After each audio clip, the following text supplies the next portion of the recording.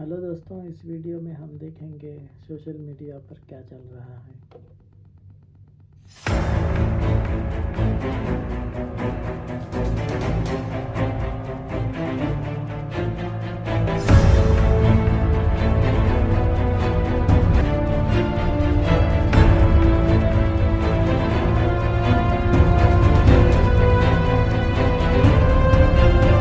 Welcome दोस्तों, इस video में बात करेंगे कि सोशल मीडिया पर इस वक्त क्या वायरल है। फ़लस्तीन के एक अस्पताल में हुए हमले के हवाले से एक बड़ी अपडेट है शेयर करने वाले हैं, जहां इसराइल का आतंक तो दुनिया के सामने आया ही, लेकिन वहीं बता दें कि जो प्रोपेगेंडा है वो भी सामने आता हुआ दिख रहा है और किस तरीके से मीडिया बचाव में लगा हुआ था इस हमले के बाद शेयर करेंगे, एक्सपोज करेंगे।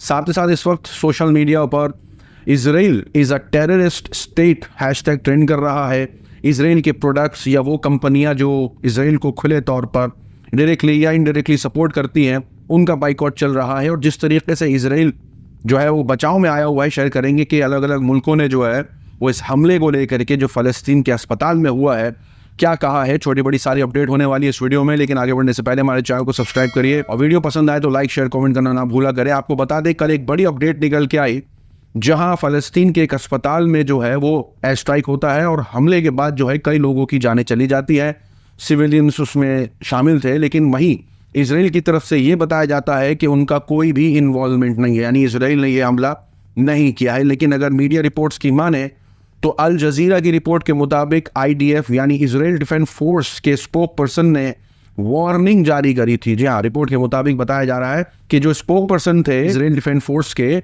उन्होंने अस्पताल को, यानी उसी अस्पताल को जिस पर हमला हुआ है और उसके साथ साथ और 5 अस्पतालों को इवैक्यूएट करने के ऑर्डर्स दिए थे। बताया था कि खाली कर दें।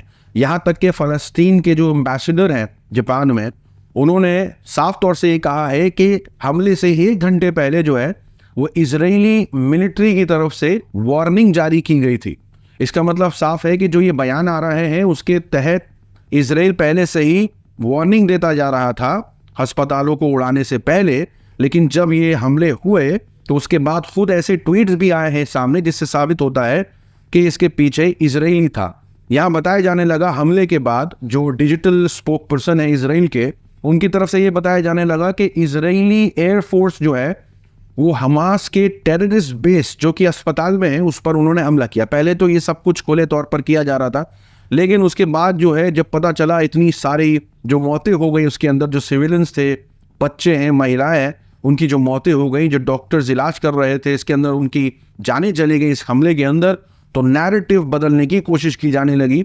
और इसराइल के ट्विटर पेज से यानी एक्स से ये सामने आने लगा कि किस तरीके से इस हमले के पीछे जो है वो इस्लामिक जिहाद टेररिस्ट ऑर्गेनाइजेशन है। पहले तो ये चलाया गया कि कैसे हमले से पहले आगाह किया जा रहा था, अस्पतालों को खाली करने की बात की जा रही थी। उसके बाद जब हमला कर दिया, जाने चली गई, तो अब इसका पूरा का पूरा ठिकरा जो है वो दूसरी ऑर्गेनाइजेशन पर लगाया जाने लगा।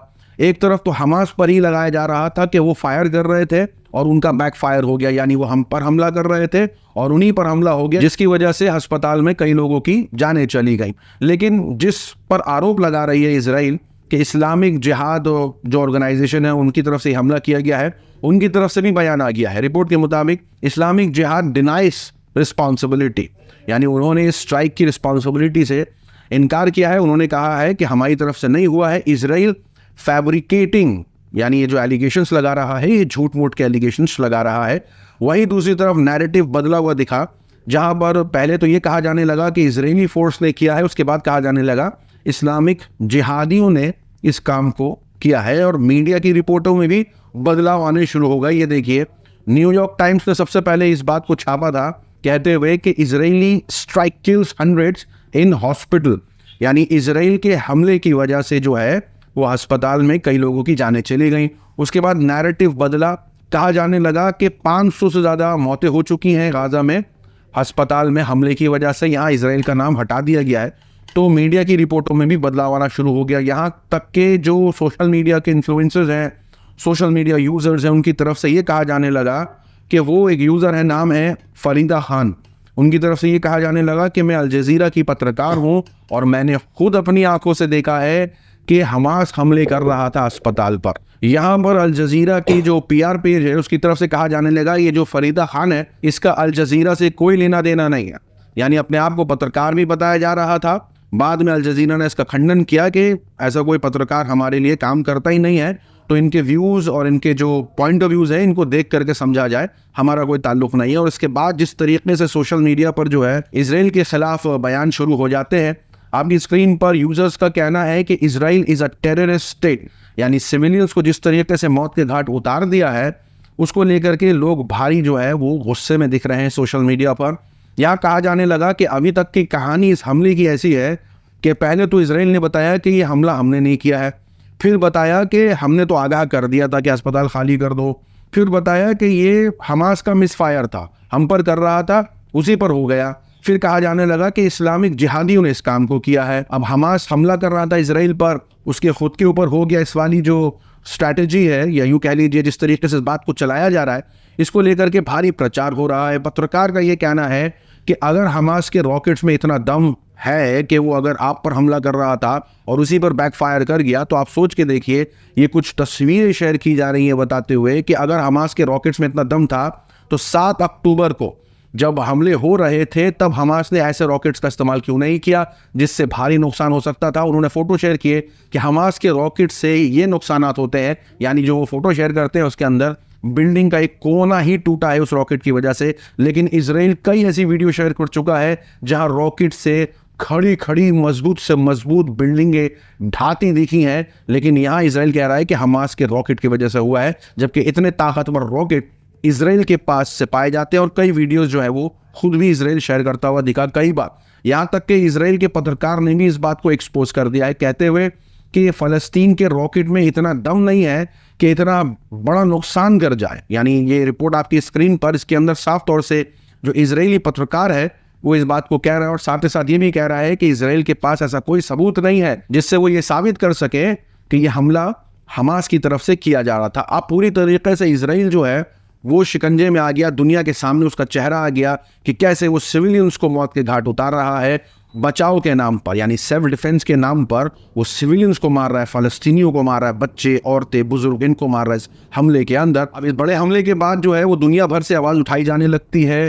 तुर्की के प्राइम मिनिस्टर तैयब अर्दोगान की तरफ से बयान आता है जहां वो पूरी इंसानियत को इकट्ठा होने की बात करते हैं और कहते हैं कि सबको मिल करके गाज़ा में हो रहे जुल्म के खिलाफ कोई एक्शन लेना चाहिए। कनाडा के पीएम ट्रूडो का कहना है कि अस्पताल पर हमला करना अनएक्सेप्टेबल है और अस्पतालों पर जंग के माहौल में हमला करना इल्लीगल भी है। सऊदी अरब की तरफ से इसी हमले को लेकर के कहा गया है कि इजरायली स्ट्राइक थी है और उनका कहना है कि ये एक बहुत बड़ा जुर्म है। रशिया और यूएई मिलकर के एक अर्जेंट मीटिंग बैठाना चाहते हैं यूएन सिक्योरिटी के साथ इन हमलों के बाद। इजिप्ट की तरफ से इसी हमले पर कहा गया है कि ये सीरियस वायलेशन है इंटरनेशनल लॉ का।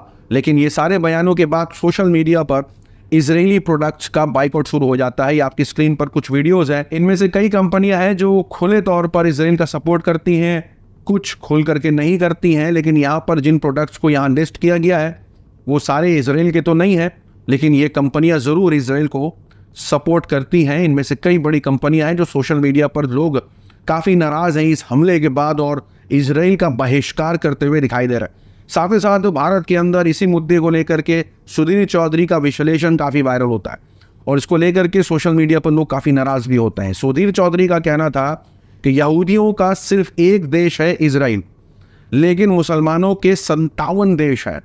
OIC के 57 मुस्लिम देश अगर चाहे तो गाज़ा के 20 लाख मुसलमानों को शरण दे सकते हैं। इस देश के हिस्से में सिर्फ 35,000 शरणार्थी आएंगे। क्या ये 57 इस्लामिक देश गाज़ा के 20 लाख लोगों की जान बचाएंगे? यानी सुधीर चौधरी का ये कहना है कि इजराइल तो एक ही है, मुसलमानों के पास कई सारे मुल्क हैं। अगर यहाँ पर फ़लस्तीनियों को जगह दे दी जाए तो सब मुल्क के हाथ में यानी उनके अंडर 35,000 के आसपास लोग आने वाले हैं। क्या वो मदद करेंगे? यहाँ लोगों ने उनको ट्रोल कर दिया कहते हुए कि अगर आज कोई मुल्क भारत पर कब्जा कर लेता है और हमारे ही मुल्क से हमें निकाल देता है तो क्या अपने मुल्क के लिए हम लड़ने की बजाय दूसरे मुल्क में जाकर के रहने की बात करेंगे?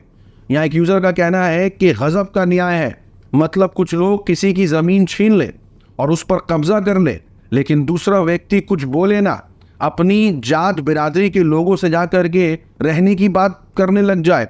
वाह भाई, नोट में चिप वाले देव। यानी सुधीर चौधरी के इजराइल के समर्थन में बयान देना और ये कहना कि बाकी मुस्लिम देशों को, गाजा में रह रहे, फ़लस्तीन में रह रहे लोगों को, फ़लस्तीनियों को जगह दे दे अपने मुल्क में, लोगों ने उनके इस बयान पर ज़बरदस्त उनको ट्रोल किया। सोशल मीडिया की खबरों में आज के लिए इतना ही। अपनी राय सुझाव कमेंट में ज़रूर बताएं। मिलूंगा अगली वीडियो में, तब तक के लिए अपना ख्याल रखें। बाइकाट तो करना ही है, मगर देख दिखा के करना है। कौन किसको सपोर्ट कर रहा है, कैसे सपोर्ट कर रहा है, मगर इस तरह से भी नहीं करना है कि अपना ही नुकसान हो जाए। क्योंकि अभी जहाँ पर भी ये प्रोजेक्ट का जो मालिक होता है वो अपने ही लोगों के रहता है। जैसे कि मेन पावर कहीं और रहता है, हम लोग यहाँ पे लेके सेल करने वाले रहते हैं। बहुत से लोग ऐसा भी करते हैं कि हाँ, जो बीच में खड़ा रहता है उसको मार देते हैं, जो मेन पावर रहता है उसको तो कुछ नहीं होता, उसका तो कुछ नुकसान भी नहीं होता। ऐसा ही हम लोग लास्ट टाइम पे इंडिया में देखे थे, चीन को बहिष्कार कर रहे थे, चीन के आइटमों को बहिष्कार कर रहे थे, अपने ही टीवी तोड़ रहे थे। ऐसी बेवकूफ़ी ना करें, सोच समझ कर बाइकाट कर रहे, मगर अपनी चीज़ों को बचा कर करें, ताकि दूसरों को नुकसान पहुंचाने की जगह खुद नुकसान ना हो जाए।